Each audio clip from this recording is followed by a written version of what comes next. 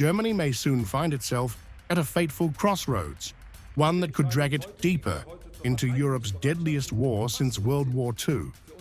In a fiery, open letter, Ukrainian diplomat Andriy Melnik urged Germany's incoming chancellor, Friedrich Merz, to abandon Berlin's hesitations and authorize the immediate delivery of 150 Taurus cruise missiles to Kyiv.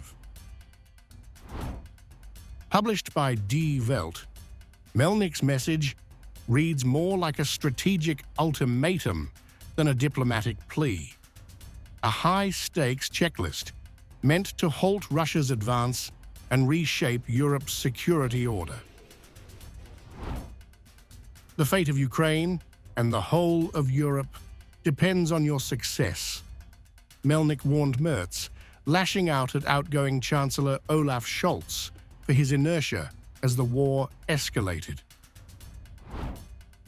Melnik, who previously served as ambassador to Berlin and deputy foreign minister, outlined 5 sweeping steps for Merz's first 100 days, each designed to expand Germany's wartime role and signal clear defiance to Moscow.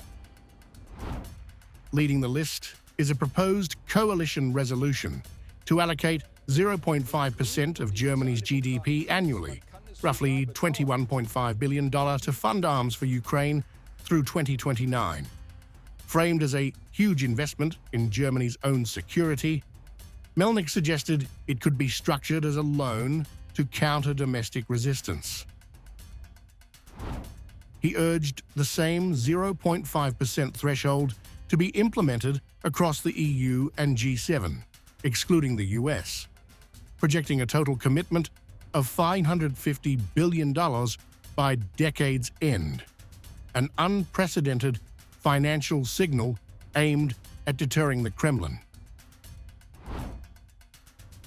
At the heart of the proposal lies the immediate transfer of Taurus missiles, controversial long-range weapons capable of striking Russian infrastructure, particularly in Crimea, which Melnik argues could shift the war's momentum.